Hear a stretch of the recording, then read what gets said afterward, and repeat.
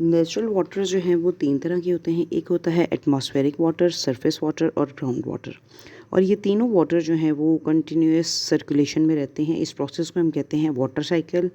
और अगर ज़ूलॉजी की टर्म में देखें तो, या बायो की टर्म में देखें तो, हाइड्रोलॉजिक साइकिल भी कहते हैं इसको। तकरीबन 80,000 क्यूबिक माइल ऑफ वाटर जो है वो ओशन से, और तकरीबन 15,000 क्यूबिक माइल्स जो है वो लेक्स और लैंड से एनुअली इवेपोरेट होता है, और उतना ही पानी जो है वो वापस आता है। अब इसमें पानी जो है उसकी डिफरेंट टाइप हैं। ग्राउंड वाटर जो है वो प्रेजेंट होता है बीनीथ द अर्थ सरफेस, जैसा यहाँ पे नज़र आ रहा है कि ऊपर अर्थ के सरफेस और उसके नीचे जितना भी पानी है वो सारा ग्राउंड वाटर है। और उसमें जो है वो रॉक जो है उसकी जैसे ही ब्रेक डाउन होती है तो वहाँ से अक्सर पानी जो है वो बाहर आ जाता है।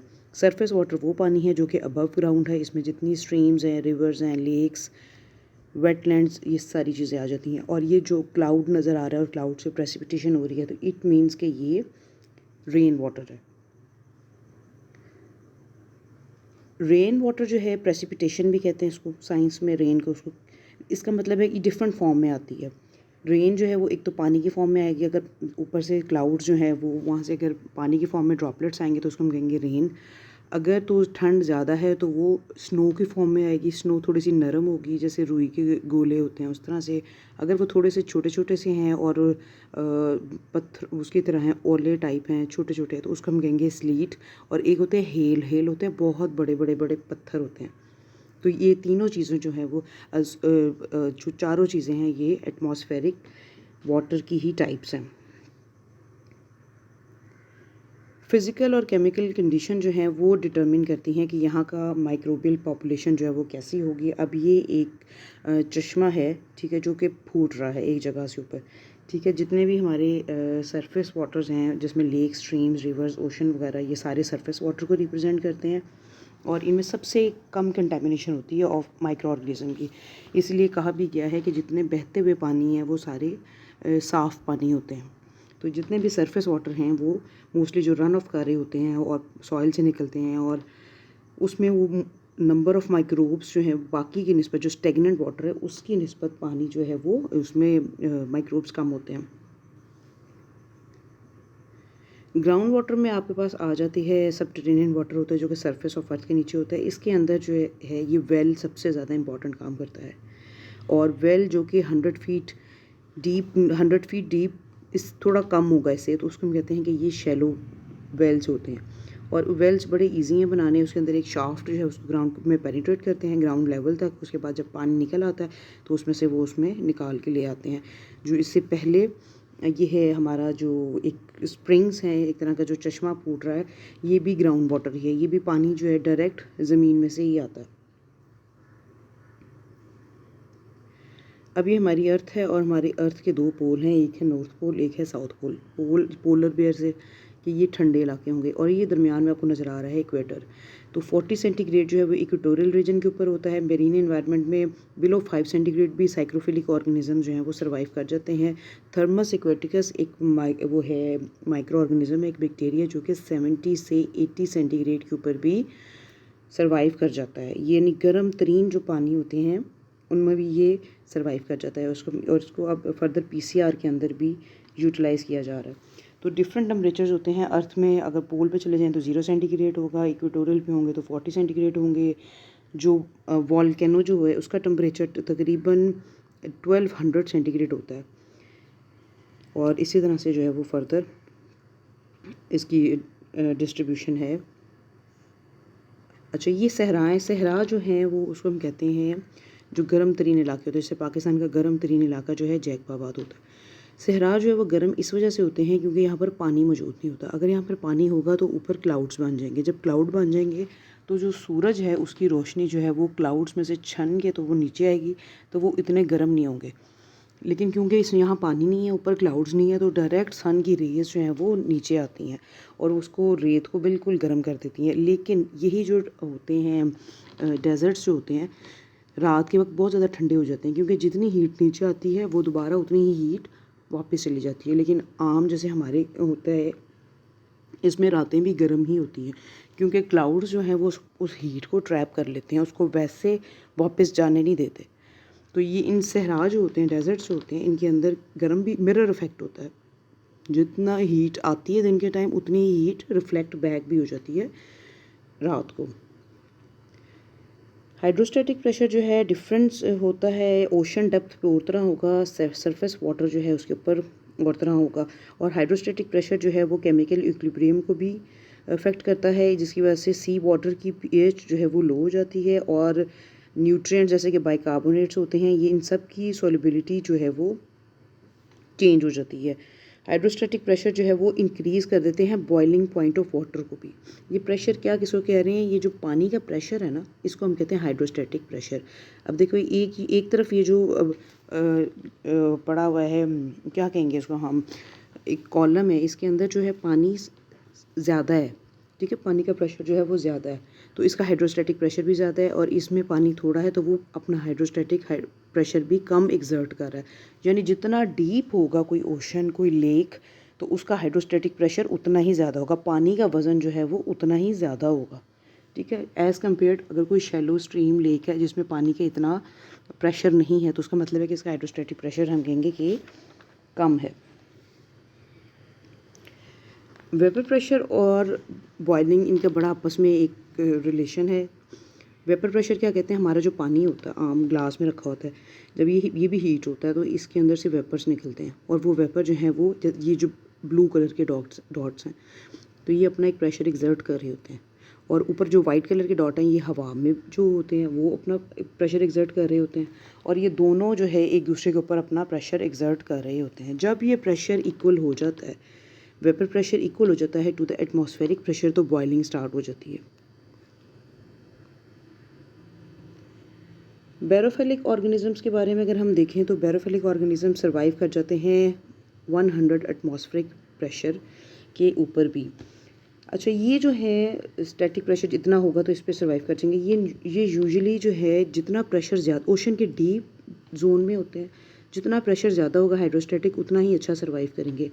उसका रीज़न ये नहीं है कि ये प्रेशर की वजह से अच्छा सर्वाइव करते हैं, उसका रीज़न ये है कि क्योंकि ये जब ऊपर सरफेस पे सर्वाइव इसलिए नहीं कर सकते कि सनलाइट की जब रेज़ इनके ऊपर पड़ती हैं तो उसको डीएनए डैमेज कॉज करती हैं, क्योंकि सनलाइट में होती है यूवी रेज़, तो इनका वो डीएनए जो डैमेज है वो दोबारा रिवर्स नहीं हो सकता। सिंगल सेल्ड तो होते हैं ये, तो इस वजह से जितना डीप होंगे, जितने ओशन की डेप्थ पे होंगे, उतना ही ये ज़्यादा अच्छा सर्वाइव कर सकते हैं। लाइट सबसे इम्पॉर्टेंट रोल प्ले करता है किसी भी जगह में। माइक्रो ऑर्गेनिजम्स क्या हैं, माइक्रोबियल पॉपुलेशन क्या है, ये डिपेंड करता है वहाँ की लाइट के ऊपर।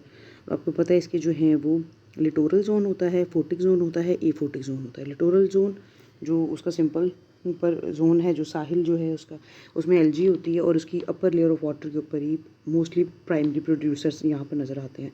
उसके बाद फोटिक जोन है, फोटिक जोन में जितना भी है लाइट पेनिट्रेट करती है, और डीप वाटर जोन है एफोटिक जोन, वो तकरीबन जो है वो अपर 50 to 125 मीटर तक जो है वो फोटोसिंथेटिक एक्टिविटी होती है, यानी फोटो जोन। उसके नीचे से जितना जो है वो डीप वाटर जोन या एफोटिक जोन आ जाता है। 125 मीटर से नीचे जितना भी होता है वो एफोटिक जोन होता है। सैलिनिटी भी अगर देखें नेचुरल वाटर में तकरीबन नियर ज़ीरो होती है फ्रेश वाटर के अंदर, और ये डिज़ोल्व सॉल्ट्स जो हैं वो वेरी करते हैं, तकरीबन 33 से 37 ग्राम पर किलोग्राम वाटर होते हैं। और मेजर मिनरल कॉन्स्टिट्यूएंट जो है वो उसके क्लोराइड्स होते हैं, इसके अंदर सल्फेट्स होते हैं, कार्बोनेट्स होते हैं, कैल्शियम, मैग्नीशियम, ये सारे सॉल्ट्स मिलकर किसी भी उसको वाटर बॉडी को सैलिनिटी देते हैं। और यूजुअली सॉल्ट लेस होता है शैलो ऑफशोर रीजन में, जितनी कम डीप होगी वहाँ पर सॉल्ट की कंसंट्रेशन कम होगी। रिवर के माउथ्स जो हैं साहिल, वहाँ पर भी बहुत कम होगी। जितने भी मेरीन माइक्रो ऑर्गेनिजम्स हैं वो मोस्टली हेलोफिलिक होते हैं, वो ग्रो बेस्ट करते हैं सॉल्ट कंसंट्रेशन तकरीबन 2.5 से 4% पे, जबकि जो लेक्स और रिवर से होते हैं वो सॉल्ट सेंसिटिव होते हैं, क्योंकि वो फ्रेश वाटर में रहने के आदी होते हैं, तो वो ज़्यादा जैसे ही 1% से ज़्यादा सॉल्ट की कंसंट्रेशन होती है तो उनकी ग्रोथ जो है वो स्टॉप हो जाती है। टर्बिडिटी की तरफ आएँ तो मार्क्ड वेरिएशन है सरफेस वाटर में। टर्बिडिटी होती क्यों है? लैंड पार्टिकल्स की वजह से होती है, डिट्रिटस की वजह से होती है, suspended micro organisms. Suspended micro organisms वो होते हैं जो कि पानी के अंदर ही ऐसे तहलील हुए होते हैं और वो ना बैठते, एक तो ना सेटल हो जाते हैं, ज़मीन पे बैठ जाते हैं या सरफेस पे फ्लोट करना शुरू कर देते हैं, नहीं वो पानी के दरमियान में वाटर बॉडी में जो है वो लटके रहते हैं। तो ये तीनों इसको करते हैं और ये टर्बिडिटी जो है वो इफ़ेक्ट करती है फोटोसिंथेसिस, क्योंकि लाइट की पेनिट्रेशन जो है वो नहीं होने देती। उसके दरमियान में एक लेयर आ जाती है जिसमें डस्ट होती है, जिसमें डिट्रिटस होती है, जिसके अंदर ये वेस्ट्स वगैरह होते हैं ट्रीज़ के और इधर उधर के। तो उससे क्या होता है, पेनिट्रेशन ऑफ लाइट जो है वो इन्फ्लुएंस होती है और जब वो इन्फ्लुएंस होती है तो वो अफेक्ट करती है फोटोसिंथेटिक जोन को। इसके अलावा पार्टिकुलेट मैटर वगैरह वो भी इसको इफ़ेक्ट करते हैं। तो मेरीन बैक्टीरिया ग्रो करता है, वो बैक्टीरिया जो कि किसी सरफेस के साथ अटैच होकर ग्रो करते हैं, उनको हम कहते हैं पेरिफाइट्स। तो ऐसे बैक्टीरिया एपी बैक्टीरिया, तो ऐसे बैक्टीरिया बड़े ही अच्छे ग्रो कर जाते हैं ऐसी जगहों पे जहाँ पर ये टर्बिडिटी ज़्यादा होती है। तो इनके लिए टर्बिड एरियाज़ जो हैं वो बेस्ट होते हैं। इसके अलावा इनऑर्गेनिक एंड ऑर्गेनिक कॉन्स्टिट्यूएंट्स को अगर हम देखें तो हाइड्रोजन आयन कंसनट्रेशन इसमें देखें तो aquatic micro organism usually grow करते हैं 6.5 टू 8.5 में। पीएच अगर हम सी की देखें, समंदर की देखें, तो वो भी 7.5 से 8.5 होती है, बेसिक होता है वो। और ऑप्टिमम ग्रोथ होती है तकरीबन 7.2 से 7.6 में। और जो लेक्स हैं और रिवर्स हैं उनके अंदर पीएच की जो रेंज है वो काफ़ी वाइड होती है। इनऑर्गेनिक ऑर्गेनिक अगर हम कॉन्स्टिट्यूएंट्स देखें तो उसके अंदर नाइट्रेट्स और फॉस्फेट्स सबसे ज़्यादा ज़रूरी हैं एल्गी की ग्रोथ के लिए। और यहाँ पर जहाँ पर नाइट्रेट्स और फॉस्फेट्स ज़्यादा होंगे तो वहाँ पर सेप्रोफिटिक बैक्टीरिया बहुत ज़्यादा होंगे। और नाइट्रेट्स और फॉस्फेट्स के होने में और सेप्रोफिटिक बैक्टीरिया के होने में इंडस्ट्रियल वेस्ट्स बहुत ज़्यादा ज़रूरी हैं। ये जो हमारे हैं फैसलाबाद का जो इलाका है वहाँ पर इंडस्ट्रीज़ बहुत ज़्यादा हैं, तो उन वेस्ट को पहले प्रॉपर किया जाता है प्रोसेस, ताकि उसके अंदर जो भी कोई हार्श केमिकल्स हैं उनको रिमूव कर दिया जाए, उसको न्यूट्रलाइज़ कर दिया जाए, फिर उसको उस एक्वेटिक कोई भी वाटर बॉडी है उसके अंदर डंप कर दिया जाए। क्योंकि फेंकते उसको रिवर और लेक में ही है। जब फेंकते हैं तो वहाँ पर जो वहाँ की जो आबी मखलूक है जब वो खाती है इन चीज़ों को तो वो बीमार पड़ जाते हैं, या अगर वो सर्वाइव भी कर जाएँ तो उनकी बॉडी, उनका गोश्त हम खाते हैं उन मछलियों का। जैसा कि इन मछलियों में मरकरी बहुत ज़्यादा था, लास्ट टाइम ये रिपोर्ट भी हुआ था। क्योंकि हम उनको खा जाते तो वो जानवरों से बीमारियां जो हैं वो हम तक आ जाती हैं। तो इंडस्ट्रियल वेस्ट जो हैं ये सबसे ज़्यादा ज़रूरी है कि इनको प्रोसेस किया जाए। इस वेस्ट को डंप करने से पहले, इससे पहले कि उसको डंप किया जाए किसी वाटर बॉडी में, किसी रिवर, लेक में या किसी नहर में फेंका जाए, तो उसको बड़ा ज़रूरी है कि उसको एक दफ़ा कर लिया जाए। और सूडोमोनास और स्टाफ दोनों होते हैं और ये दोनों का काम क्या है कि ये मरकरी की जो है वो वॉलेटिलाइजेशन, मरकरी वैसे भी वॉलेटाइल होता है। मरकरी को अगर हम फेंकेंगे तो वो पहले छोटे छोटे से वाइट कलर के पर्ल्स की जैसे मोती से होते हैं उस तरह की शेप में होगा और उसके बाद वो उड़ जाएगा, पता ही नहीं चलेगा कि यहाँ पे कभी मरकरी था भी। तो सूडोमोनास और स्टाफ दोनों जो है ये एक अच्छा रोल प्ले ये करते हैं कि ये मरकरी की वॉलेटिलाइजेशन करवा देते हैं कि अगर उसमें मरकरी ज़्यादा है उस जगह पर तो वो उस मरकरी को वेपर बना के तो उड़ा देते हैं। इसके अलावा मरकरी जो है आजकल क्रीम्स जो हैं उनके अंदर भी बहुत ज़्यादा एडअप हुआ है और इतना हुआ है कि वो इंतहाई हार्मफुल है हमारी स्किन के लिए और वैसे भी। अच्छा, ये है एस्चरीज़। एस्चरीज़ एक जो है रीजन होता है जहाँ पर समंदर और दरिया जो है वो आपस में मिल रहे होते हैं और ये एक सिंपल उसका रीजन है और यहाँ पर माइक्रोब्स प्रेजेंट होते हैं और उनकी कंसंट्रेशन जो है वो, क्योंकि ये मेन रीजन है जहाँ पे उसने जाके पार्ट बन जाना होता है किसी भी ओशन का, तो यहाँ पर भी जो है वो माइक्रोब्स की एक बड़ी वाइड वैरायटी और बड़ी वाइड रेंज हमें मिल जाती है। और ये आपका पार्ट 1 जो है वो दी एंड है एक्वेटिक माइक्रोबायोलॉजी का।